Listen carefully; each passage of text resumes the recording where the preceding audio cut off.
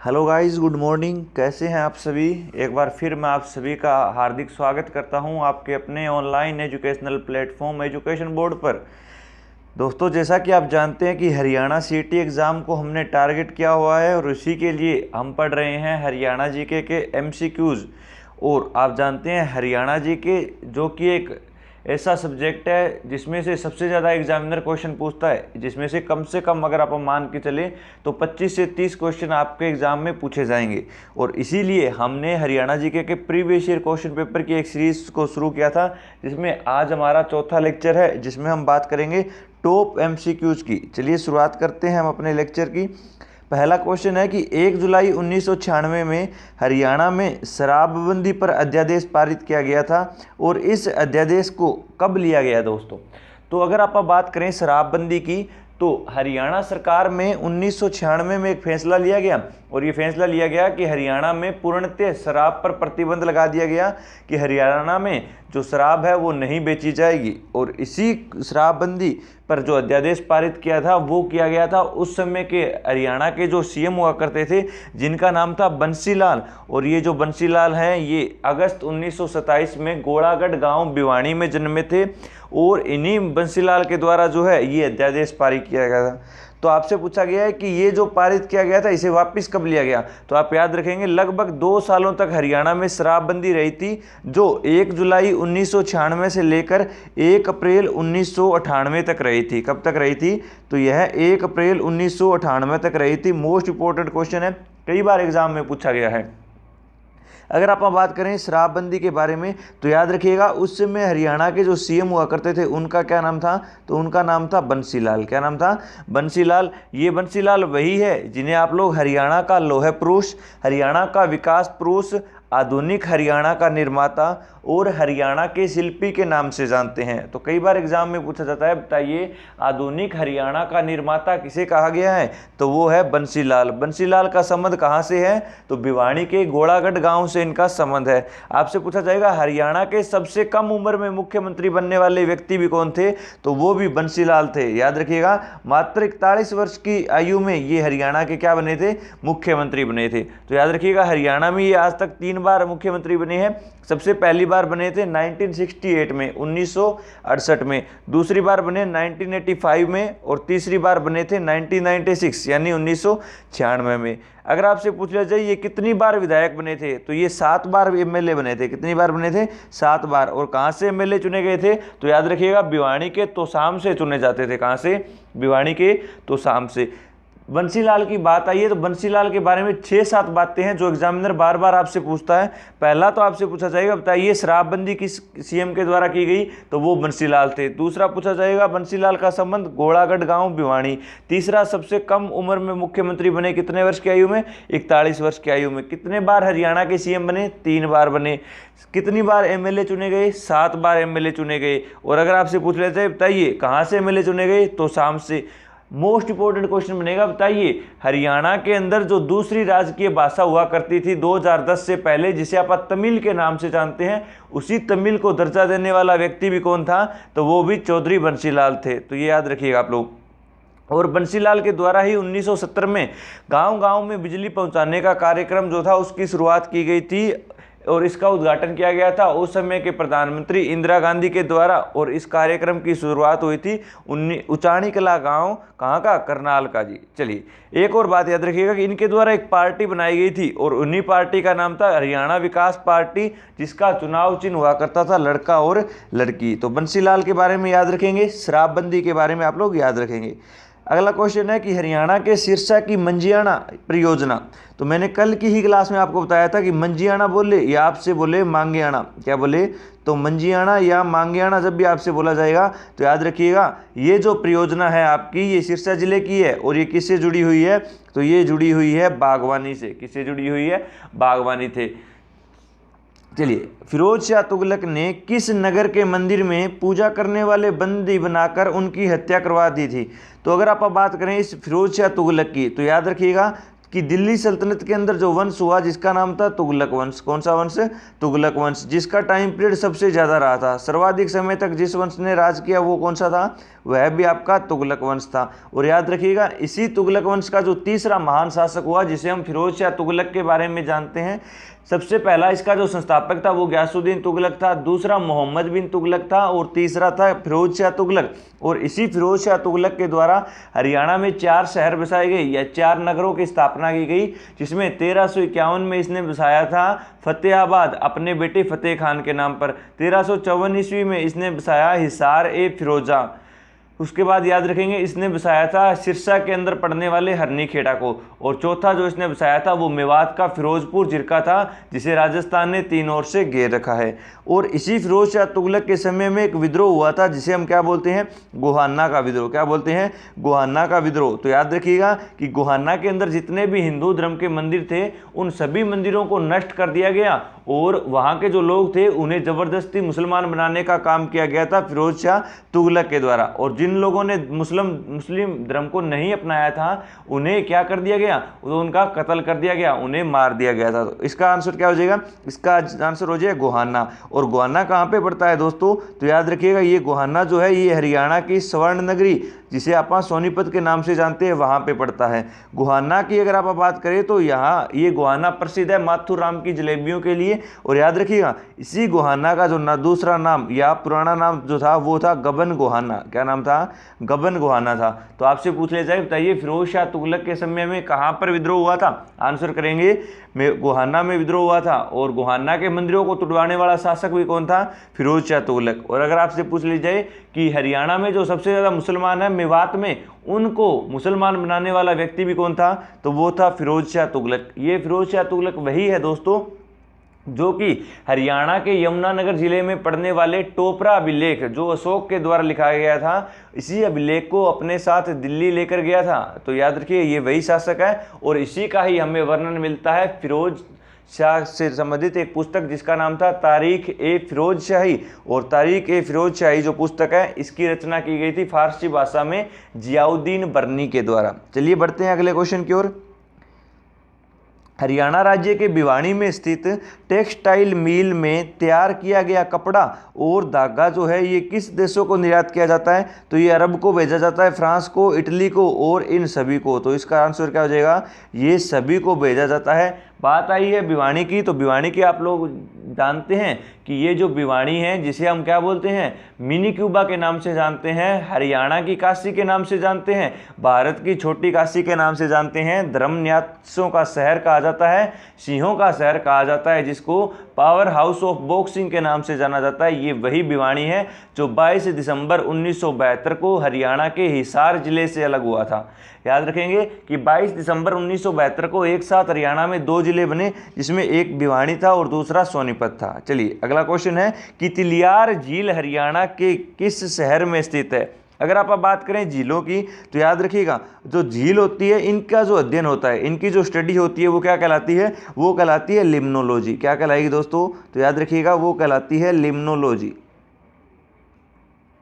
चलिए आपसे पूछा गया है तिलियार झील हरियाणा के किस जिले में है, तो आप जो जानते हैं तिलियार झील जो है ये हरियाणा के रोहतक जिले में है। कौन से जिले में है, रोहतक जिले में है। कई इंपॉर्टेंट जिले आपको इसके साथ याद रखनी है। सबसे पहले आप लोग याद रखेंगे बड़खल झील के बारे में। अगर आप बड़खल झील की बात करें तो ये हरियाणा के फरीदाबाद जिले में है। कई बार एग्जामिनर इस तरह क्वेश्चन पूछेगा कि बताइए 2 पहाड़ियों को काटकर बनाई गई झील कौन सी है, तो आंसर करेंगे बड़खल झील। फिर आपसे पूछी जाएगी निहारिका झील, वो भी कहाँ पर है, फरीदाबाद में। मयूर झील फरीदाबाद में, खुन्नी झील फरीदाबाद में, छोज झील फरीदाबाद में। नूंह जिले की अगर आप झीलों की बात करें तो आपने नाम सुना होगा ऊंजीणा, चंदीला, सांगेल, कोटला। चारों की चारों रावली क्षेत्र में है, मेवात में पड़ती है आपकी। मोस्ट इंपॉर्टेंट झील है दमदमा झील। क्यों, क्योंकि दमदमा जो झील है ये हरियाणा के सोना में पड़ती है जो गुरुग्राम जिले में स्थित है। ये हरियाणा की सबसे बड़ी प्राकृतिक झील है और मीठे पानी की भी सबसे बड़ी झील है। उसके अलावा 2-3 झीलों के नाम याद रखेंगे, जिसमें एक आप याद रखेंगे सुल्तानपुर झील जो गुरुग्राम में है, दूसरी भिंडावास झील जो झज्जर में है, तिलियार झील जो रोहतक में है, और डाबर झील जो सोनीपत में है, हाली झील पानीपत में, कर्ण झील करनाल में, चक्रवर्ती झील भी इसी को कहा जाता है, ब्रह्म सरोवर कुरुक्षेत्र में है, सनित सरोवर कुरुक्षेत्र में है, सेनिसा झील कुरुक्षेत्र में है आपकी, और धनुर झील जो है वो हरियाणा के सिरसा जिले में है। लास्ट क्लास में मैंने आपको बताया था कि जो धनुर झील है इसी को ही ओट्टू बांध कहा जाता है। उसके अलावा एक झील और याद रखिएगा, टिक्कर ताल झील। टिक्कर ताल झील की अगर आप बात करें तो ये हरियाणा के मोरनी क्षेत्र में पड़ती है, और मोरनी क्षेत्र कहाँ पे पड़ता है, तो ये पंचकुला जिले में पड़ता है। मोरनी का नाम आया है तो मैंने आपको लास्ट लेक्चर में बताया था कि मोरनी की पहाड़ियों की ऊंचाई कितनी है। फटाफट आंसर करेंगे कमेंट बॉक्स में कि मोरनी की पहाड़ियों की ऊंचाई कितनी है। अगला क्वेश्चन है कि हरियाणा राज्य में रेडियो स्टेशन कहाँ कहाँ पर स्थापित किए गए। तो हरियाणा में 3 रेडियो स्टेशन, जिनकी अगर आप बात करें तो रोहतक में, हिसार में और कुरुक्षेत्र में है। कहाँ कहाँ पे है, तो पहला रोहतक, दूसरा हिसार और तीसरा कुरुक्षेत्र में है। निम्नलिखित में से कौन सी झील हरियाणा राज्य में स्थित है। अभी आपको बताया था ना मैंने, झीलों के अध्ययन को क्या कहेंगे, लिम्नोलॉजी कहेंगे। हरियाणा में दमदमा झील है, कहाँ पे, गुरुग्राम में। हरियाणा में कोटला झील है, कहाँ पर है, अभी आपको बताया मेवात में पड़ती है कोटला। चलिए उसके बाद आपको पूछा है खलीलपुर। खलीलपुर कहाँ पे है, गुरुग्राम में है। तो इसका राइट आंसर क्या हो जाएगा, ये सभी की सभी झीलें जो है ये हरियाणा राज्य में ही स्थित है। अगर आप बात करें दमदमा झील की, तो अभी बताया कि हरियाणा के सोना में पड़ती है, जो गुरुग्राम जिले में है। सोना जो प्रसिद्ध है गर्म पानी के चश्मे के लिए, क्योंकि इसके पानी में किसकी मात्रा पाई जाती है, सल्फर की मात्रा पाई जाती है। चलिए दमदमा जो झील है ये हरियाणा की सबसे बड़ी प्राकृतिक झील है और मीठे पानी की भी सबसे बड़ी झील है। खलीलपुर झील आपकी कहाँ है, गुरुग्राम में। गुरुग्राम में एक झील और है जिसका नाम है बसई झील, जिसे आप आर्द्र भूमि के नाम से जानते हैं या वेटलैंड के नाम से दोस्तों जानते हैं। चलिए गुरुग्राम में ही आपकी तीसरी सुल्तानपुर झील, जो कि आपके national park, Sultanpur national park में पड़ती है। और याद रखिएगा यह प्रसिद्ध है झील किसके लिए, साइबेरियन सारस के लिए। यहाँ पर एक पक्षी आता है जिसे आप प्रवासी पक्षी बोलते हैं, और इसी साइबेरियन सारस के लिए प्रसिद्ध कौन सी झील है, सुल्तानपुर झील है। चलिए बढ़े अगले क्वेश्चन की ओर कि हरियाणा के भिवानी जिले के किस गांव में ग्रेनाइट पाया जाता है। मैंने कल की क्लास में आपको, या स्टार्टिंग का जो पहला लेक्चर था उसमें हमने डिस्कस किया था कि मिनरल सिटी ऑफ हरियाणा या हरियाणा की जो खनिज नगरी है वो है दोस्तों महेंद्रगढ़। लेकिन यहाँ पर पूछा गया है कि भिवानी जिले के किस गांव में ग्रेनाइट पाया जाता है। तो याद रखिएगा निगाना कला गांव, दुल्हेड़ी और रिवासा, ये तीनों के तीनों भिवानी जिले के गांव है, और इन्हीं तीनों जिलों के अंदर क्या पाया जाता है, ग्रेनाइट पाया जाता है। स्लेट कुंड अगर आपसे पूछ लिया जाए तो स्लेट पाया जाता है कहाँ पे, रेवाड़ी के कुंड में। अगर आपसे पूछ लिया जाए सल्फर कहाँ पे है, तो पानीपत में सबसे ज्यादा पाया जाता है सल्फर। बाकी आपसे अगर कोई भी चीज पूछे तो आप लोग आंसर कर सकते हैं कि महेंद्रगढ़ जिले में सबसे ज्यादा क्या पाए जाते हैं, खनिज पाए जाते हैं, जिसमें अब्रक है, चूना है, ये सारे के सारे आपके कहां पे हैं, महेंद्रगढ़ जिले में है दोस्तों।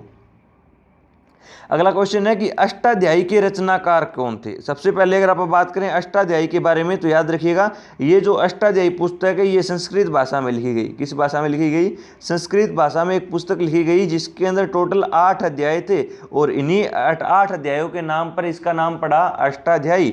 और इसी अष्टाध्यायी को कहा जाता है संस्कृत भाषा की पहली ग्रामर की बुक या पहली व्याकरण की पुस्तक भी कौन सी थी, तो वो अष्टाध्यायी थी। और इसके जो लेखक थे वो कौन थे, वो थे पाणिनि ऋषि। और इसी पाणिनि के नाम पर हरियाणा के जिस जिले को आप लोग जानते हैं उसका नाम है पानीपत जिला। कौन सा जिला दोस्तों, पानीपत जिला, जिसका पुराना नाम हुआ करता था पानप्रस्थ। और ये जो पानीपत है ये प्रसिद्ध है किसके लिए, ये कहलाता है बुनकरों की नगरी, हैंडलूमों का शहर, ग्लोबल टेक्सटाइल मिल।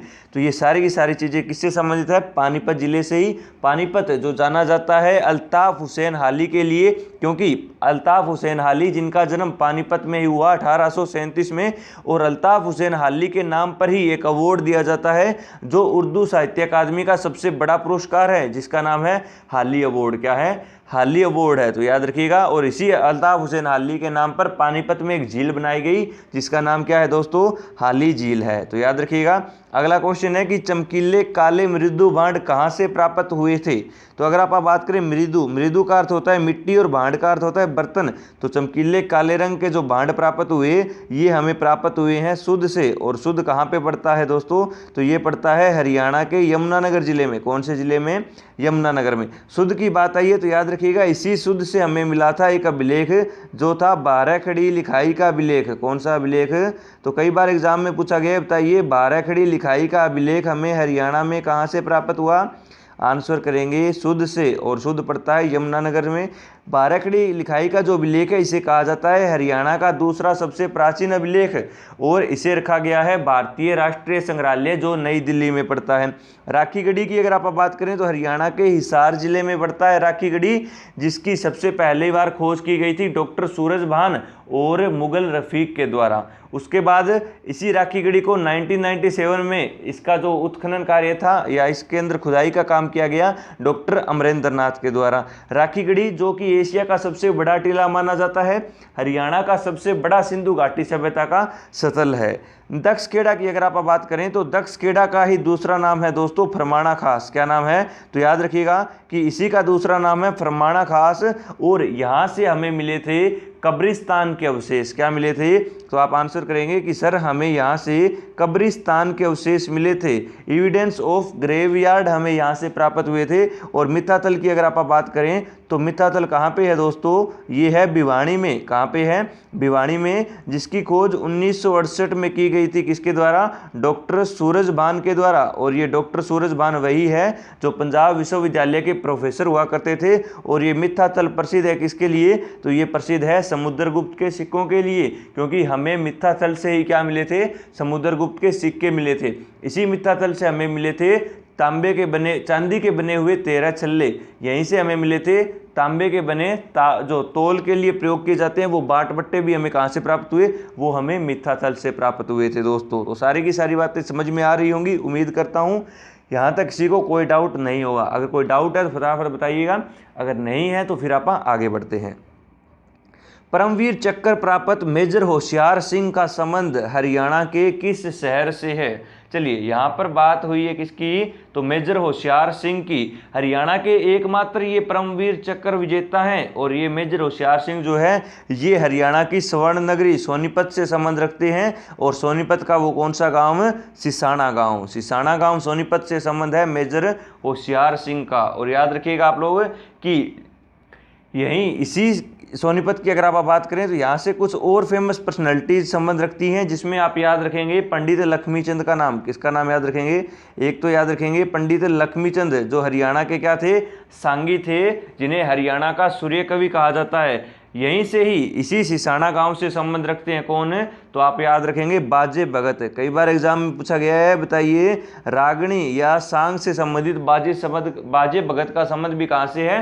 तो वो भी सोनीपत के सिसाना गांव से है। यहीं से इसी सोनीपत से संबंध रखती है कौन? अन्नू कुमारी। कौन संबंध रखती है? तो आप आंसर करेंगे अन्नू कुमारी संबंध रखती है, जो कि क्या थी? बेटी बचाओ बेटी पढ़ाओ की ब्रांड एम्बेसडर बनी थी सोनीपत जिले में। और ये अन्नू कुमारी जो है ये 2017 में यूपीएससी में सेकंड टॉप पर रही थी। चलिए उसके बाद याद रखेंगे यहाँ से संबंध रखते हैं बाबू मूलचंद जैन। कौन संबंध रखते हैं?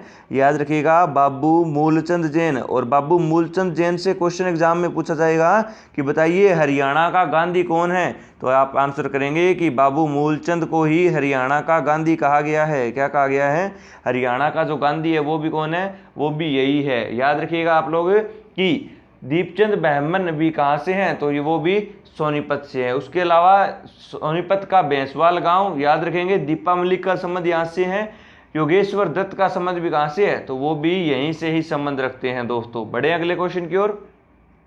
चलिए अगला क्वेश्चन है कि तारीख फिरोज शाही, ये फिरोज शाह नहीं है फिरोज शाही है, पुस्तक में किस जाति का उल्लेख किया गया है जिसके डर से दिल्ली के चारों तरफ के मार्ग बंद कर दिए गए थे? तो नाम आया है तारीख फिरोज शाही। तो मैंने अभी बताया कि फिरोज शाह से संबंधित एक पुस्तक जिसका नाम था तारीख फिरोज शाही, जो लिखी गई थी जियाउद्दीन बर्नी के द्वारा। किसने लिखी थी? तो वो लिखी थी सर जियाउद्दीन बर्नी ने। किस भाषा में? फारसी भाषा में, पर्शियन लैंग्वेज में लिखी गई दोस्तों किताब थी। और इसी तारीख फिरोज शाही में एक जाति का उल्लेख किया गया, और वो जाति कौन सी थी? तो आप आंसर करेंगे कि सर वो मेव जाति थी। और वो मेव जाति क्यों थी? तो याद रखिएगा कि वो मेव जाति इसलिए थी, हरियाणा के मेवात या जो नू के नाम से जाना जाता है उसमें जो मुसलमान पाए जाते हैं वो किस जाति के हैं? वो इसी मेव जाति की है। और हरियाणा के मेवात के हिंदुओं को ज़बरदस्ती मुसलमान बनाने वाला व्यक्ति कौन था? तो वो भी फिरोज शाह तुगलक ही था।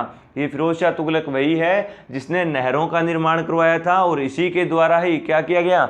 पश्चिमी यमुना नहर का भी निर्माण करवाया गया था दोस्तों, सबसे पहले शिकारगाह नामक स्थान को पानी देने के लिए। तो याद रखेंगे फिरोज शाह तुगलक के बारे में। बाकी फिरोज शाह तुगलक को हम आगे धीरे धीरे और ज़्यादा डिटेल में कवर करते हुए जाएंगे। अभी सिर्फ आपको फिरोज शाह तुगलक से बनने वाली 5-6 बातें इंपॉर्टेंट है, याद रखनी है। एक तो आपको याद रखना है फिरोज शाह तुगलक से संबंधित 2 किताबें। एक तो थी तारीख़ फिरोज शाही जो लिखी थी जियाउद्दीन बर्नी ने। दूसरा याद रखेंगे फतूहात फिरोज शाही जो इसकी ऑटोबायोग्राफी या इसकी आत्मकथा थी। उसके बाद याद रखेंगे कि फिरोज शाह तुगलक जो है इसने 4 शहर बसाए, मैं ऑलरेडी बता चुका हूँ। फिर आप याद रखेंगे कि इसी फिरोज शाह तुगलक के द्वारा नहरों का निर्माण करवाया गया और हरियाणा की सबसे प्राचीन नहर पश्चिमी यमुना नहर का निर्माण भी किसने कराया था? फिरोज शाह तुगलक ने करवाया था। उसके बाद इसी के समय हुआ था गोहाना का विद्रोह, क्योंकि गोहाना के जो हिंदू थे उनके मंदिरों को नष्ट करवाने वाला जो शासक था वो भी कौन था?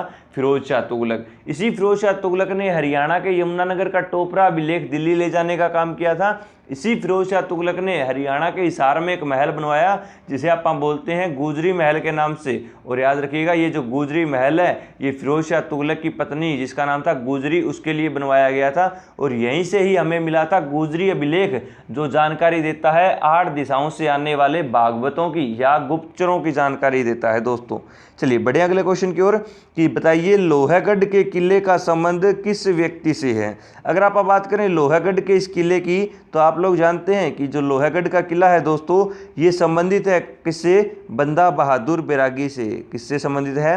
बंदा बहादुर बैरागी। और आप लोग जानते हैं कि लोहागढ़ का जो ये किला है ये हरियाणा के किस जिले में है? ये हरियाणा के यमुनानगर जिले में है। बंदा बहादुर बैरागी जिसके बचपन का नाम था लक्ष्मण देव और सिखों के 10वें गुरु गोविंद सिंह के प्रभाव में आने के पश्चात जिसकी मुलाकात नांदेड़ नामक स्थान जो महाराष्ट्र में पड़ता है वहाँ पर हुई और उन्हीं से प्रभावित होकर उसने आगे सिखों की सेना का नेतृत्व किया। और इसी के द्वारा दोस्तों याद रखेंगे अपना जो हेडक्वार्टर बनाया गया या जो मुख्यालय बनाया गया वो बनाया गया सिहरी खांडा गांव। कौन सा गांव है? सिहरी खांडा गांव जो कि सोनीपत जिले का गांव है। और इसी सोनीपत जिले के सिहरी खांडा गांव को इसने अपना हेडक्वार्टर बनाया था। और इसी बंदा बहादुर बैरागी की जो मृत्यु हुई वो 1716 ईस्वी में हुई, क्योंकि इसे मरवाने वाला जो व्यक्ति था उसका नाम था बादशाह फर्रुखसियर जो घृणित कायर के नाम से जाना जाता है। औरंगजेब का ही बेटा था जो आगे चलकर क्या बना? शासक बना था। चलिए दोस्तों अगला क्वेश्चन है कि निम्न में से हरियाणा का प्रसिद्ध रागणी गायक कौन है। तो अगर आप बात करें प्रसिद्ध सांग व रागणी गायक की तो आप लोग जानते हैं कि पंडित लक्ष्मीचंद। कौन है दोस्तों? पंडित लक्ष्मीचंद। और मैंने अभी आपको बताया कि पंडित लक्ष्मीचंद जो है 1903 में सोनीपत के ही जांटीकला गांव में जन्मे थे। कौन से गांव में? तो याद रखिएगा जांटीकला गांव। और ये जांटीकला गांव कहाँ का है? सोनीपत जिले का है। कब जन्मे? 1903 में जन्मे थे। इन्हें क्या कहा जाता है? तो इन्हें ही कहा जाता है हरियाणा का सूर्य कवि। क्या कहा जाता है? तो कई बार एग्जाम में पूछा गया बताइए हरियाणा का सूर्य कवि किसे कहा गया? तो वो भी पंडित लक्ष्मीचंद को कहा गया। अगर आपसे पूछ लिया जाए बताइए पंडित लक्ष्मीचंद जो है इनके गुरु का नाम क्या था? आंसर करेंगे मान सिंह जो एक ब्राह्मण हुआ करते थे। तो याद रखिएगा। और इनके जो पुत्र थे जिनका नाम था तुल्यराम सांगी। क्या नाम था? तो इनके पुत्र का नाम था तुल्यराम सांगी दोस्तों। चलिए इसके अलावा याद रखेंगे इनके द्वारा जो है कुल 25 सांग लिखे गए थे। कितने सांग लिखे थे इन्होंने?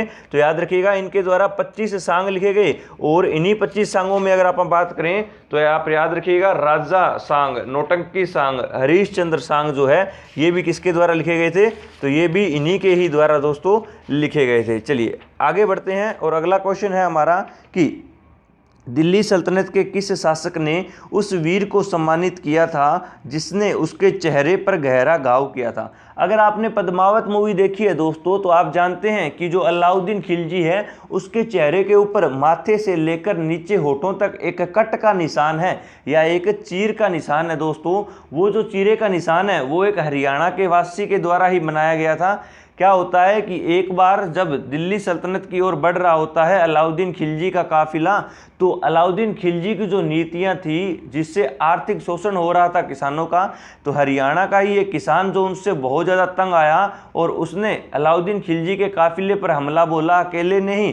और उसने जब अलाउद्दीन खिलजी अपनी पालकी में बैठा हुआ दिल्ली सल्तनत की ओर बढ़ रहा था तो उसने तलवार से इतना जोर से वार किया कि वह तलवार जो है वह अलाउद्दीन खिलजी के माथे को टच करती हुई उसके होठों तक पहुंची और उसके चेहरे के ऊपर एक कट का निशान बना दोस्तों। और ये जो व्यक्ति था ये हरियाणा के कैथल जिले का था। कहाँ का था? हरियाणा के कैथल का ही एक व्यक्ति था जिसका नाम था वीर मंडार। और याद रखिएगा, तो इसे किसने सम्मानित किया था? अलाउद्दीन खिलजी ने। अलाउद्दीन खिलजी ने इसे सम्मानित इसलिए किया था क्योंकि अलाउद्दीन खिलजी ने कहा कि जिस शासक के आसपास परिंदा भी पर ना मार पाए, आपने तो उसके चेहरे के ऊपर भी क्या किया? तलवार को मारा है। इसी बात से खुश होकर अलाउद्दीन खिलजी ने उसे सम्मानित किया था दोस्तों। तो याद रखिएगा, हरियाणा के कैथल जिले का वो वीर था जिसे अलाउद्दीन खिलजी ने क्या किया था? सम्मानित किया था। अगर आप बात करें अलाउद्दीन खिलजी की, तो अलाउद्दीन खिलजी की अगर आप बात करें दोस्तों, 2-3 बातें आपको याद रखनी है। जैसे कि एक तो इसने हांसी का बरसी गेट बनवाया था। क्या बनाया था?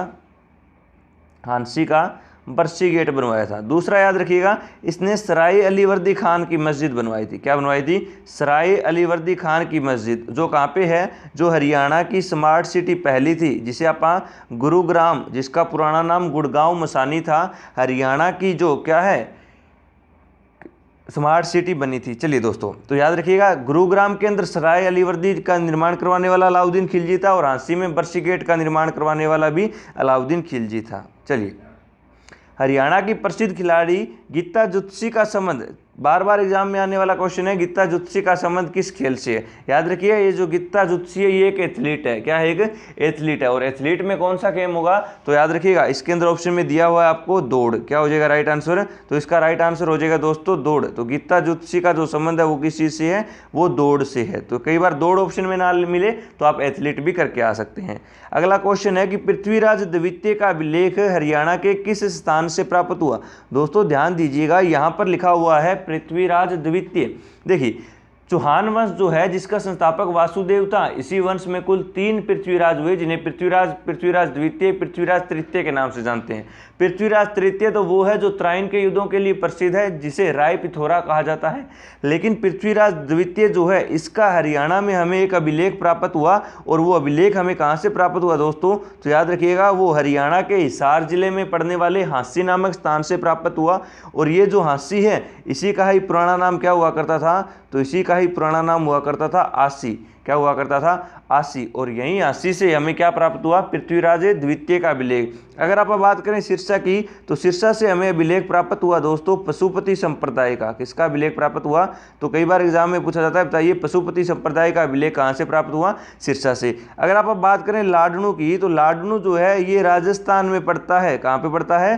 राजस्थान में। और ये जो अभिलेख है दोस्तों, इसमें एक बात लिखी गई है और इसी अभिलेख से हमें जानकारी मिलती है कि जो हरियाणा है, इसी हरियाणा की पहले जो राजधानी या जो कैपिटल हुआ करती थी वह क्या थी? वह थी दिल्ली। तो कई बार एग्जाम में पूछा गया है, बताइए हरियाणा की राजधानी दिल्ली बताने वाला अभिलेख कौन सा है? तो वो है लाडनू अभिलेख। अगर आप बात करें बिजोलिया अभिलेख की, तो बिजोलिया अभिलेख हमें भीलवाड़ा राजस्थान से प्राप्त हुआ, जो चौहान वंश के बारे में जानकारी देता है। और इसी के अंदर दोस्तों याद रखेंगे कि हांसी और दिल्ली नगर का वर्णन किया गया है। तो दोनों बातें इंपॉर्टेंट रहेगी।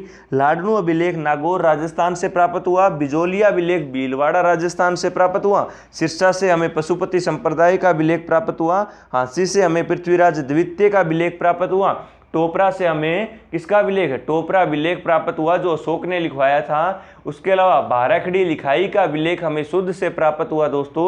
विग्रहराज चतुर्थ या विग्रहराज चौहान के अभिलेख भी हमें टोपरा से प्राप्त हुए। उसके बाद याद रखेंगे कपाल मोचन के अधूरे अभिलेख हमें यमुनानगर से प्राप्त हुए। बादशाह हुमायूं का अभिलेख की अगर आप बात करें तो वो हमें फतेहाबाद से। और एक होता है दोस्तों आपका ऐहोल अभिलेख, जो हमें बीजापुर कर्नाटक से मिला, जो पुलकेशिन द्वितीय द्वारा लिखवाया गया था। और इसे लिखने वाला जो व्यक्ति था उसका नाम था जैन कवि रविकीर्ति, जिसके अंदर नर्मदा नदी के किनारे हर्षवर्धन और पुलकेशिन द्वितीय के बीच लड़े गए युद्ध का वर्णन है, जिसमें उत्तर भारत का जो सम्राट, जिसे आप हर्षवर्धन या शिलादित्य के नाम से जानते हैं, उसकी पराजय हुई थी दोस्तों।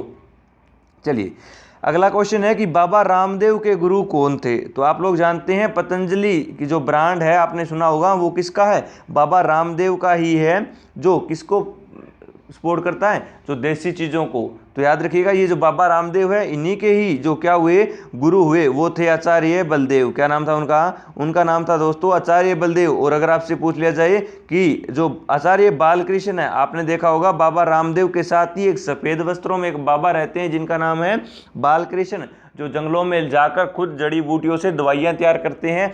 ये आचार्य बालकृष्ण कौन है? तो आप आंसर करेंगे ये बाबा रामदेव के ही क्या हैं, शिष्य हैं। तो याद रखिएगा बाबा रामदेव के शिष्य अगर पूछा जाए आंसर करेंगे आचार्य बालकृष्ण, लेकिन गुरु पूछा जाए आंसर करिएगा दोस्तों आचार्य बलदेव। और अगर आप बात करें बाबा रामदेव की तो याद रखिएगा हरियाणा के किस जिले में जन्मे थे? महेंद्रगढ़ जिले में जन्मे थे बाबा रामदेव। तो ये भी आपको याद रखना है कि हरियाणा का जो महेंद्रगढ़ जिला है, इसी महेंद्रगढ़ जिले में जन्म लेने वाले बाबा रामदेव जो किससे संबंधित है? पतंजलि से संबंधित है, जिनके गुरु हुए आचार्य बलदेव। कौन हुए? आचार्य बलदेव जिनके गुरु हुए। और जिनके शिष्य का नाम क्या था? तो इनके शिष्य का नाम था आचार्य बालकृष्ण। भारत के प्रसिद्ध शास्त्रीय गायक पंडित जसराज। चलिए दोस्तों, अब अगर आप बात करें पंडित जसराज की तो इनका जन्म हरियाणा के किस शहर में हुआ था?